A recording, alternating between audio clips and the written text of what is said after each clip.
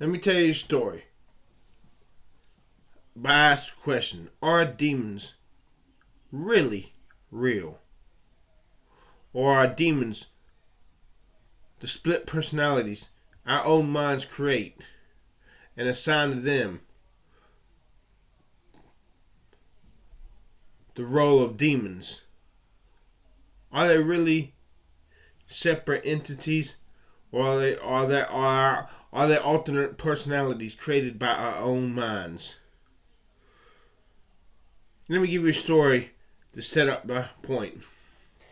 When I was 6 years old, me and my cousin Paul were swinging on the swing set in the backyard. I was swinging on the teeter-totter, and he was just standing there watching me, or sitting on the ground watching me. We were talking, and all of a sudden, the teeter fell, and I fell to the ground and rolled off the teeter and lay there.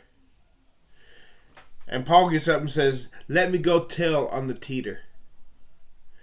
Like it was the teeter-totter's fault. After that, anytime Paul would tease me, Paul wanted me to think he liked me and he was my friend. But there are times when he wanted, the sadistic side of him came out, and he'd tease me, and I'd complain. He's like, he'd take something from me and hide it, and he's like, "Chris, I didn't do it. The bad teeter-totters did it." Every time something bad happened to me, we'd blame it on the bad teeters. Are demons like that bad teeter?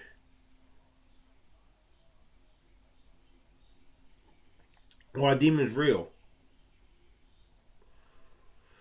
They've proven that extreme abuse can produce alternate and split personalities. Is that what demons are?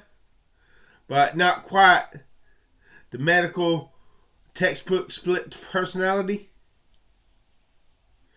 Does our personality chip off and form its own personality, created by our subconscious, so that we can have a scapegoat and not have to bear the blame?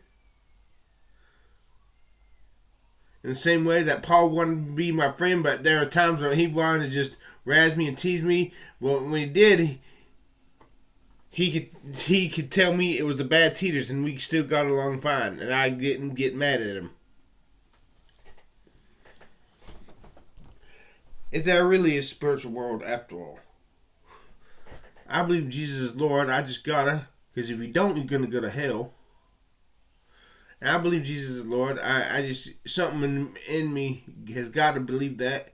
If I do not believe Jesus is Lord, I'm miserable.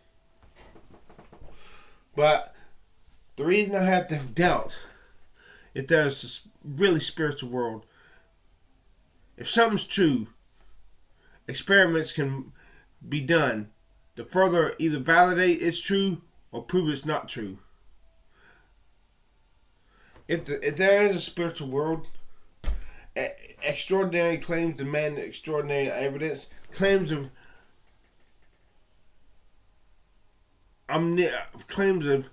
omniscience demand omniscient evidence. What am I trying to get at? If a person is born again and it's a spiritual experience, there should be nothing in every case, not 90% of people born again, 100% of the people born again. If it's truly spiritual, truly from the Spirit of God, and not from our own minds creating split personalities. If it's truly of God, they should be able to do surgery on your brain and cut out the parts of your brain that relegate spirituality, and you should still have that new birth inside you somewhere. It should never leave you. But my question is, if you take a Christian who's born again and you do surgery on his brain, and if you can do that and turn him into a sinner, make him forget that he's born again, then I have to question: was his new birth a spiritual experience? They had a Catholic man. He suffered. He worked on the railroad. He had a rail spike shoved up here, damaged his brain. He went from a faithful Catholic to a womanizer drunkard. If head trauma can turn you from a born again, gung-ho Christian to a womanizer, filthy sinner, you have to ask: Jesus, is the new is faith is it real?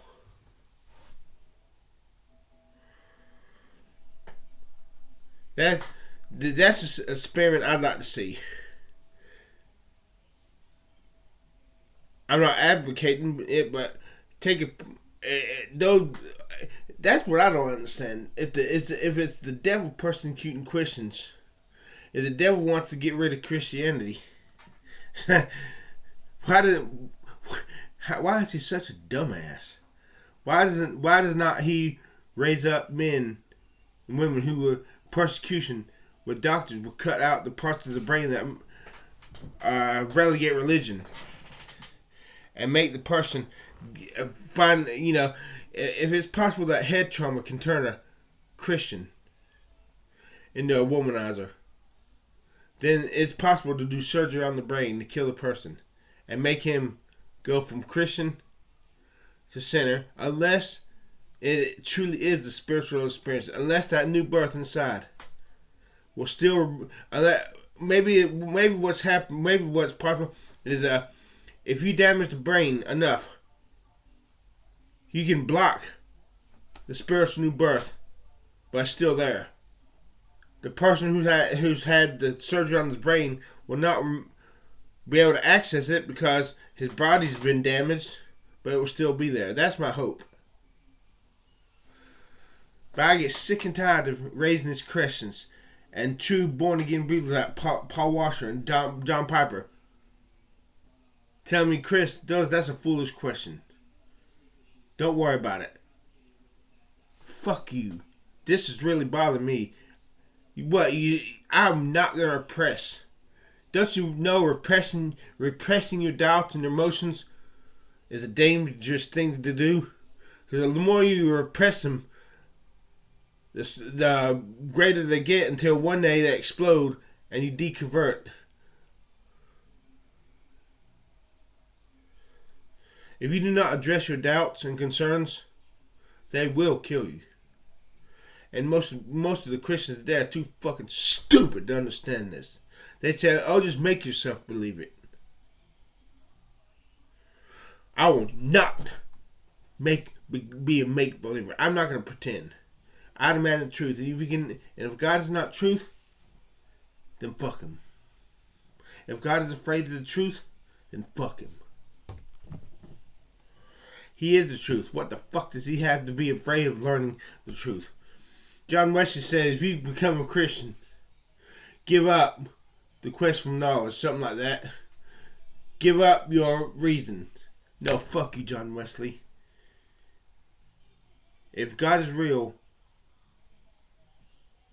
reason should support your decision to believe in God. If you have to resort to the tactics of people who make believe to keep believing in God, you have to ask, is God real?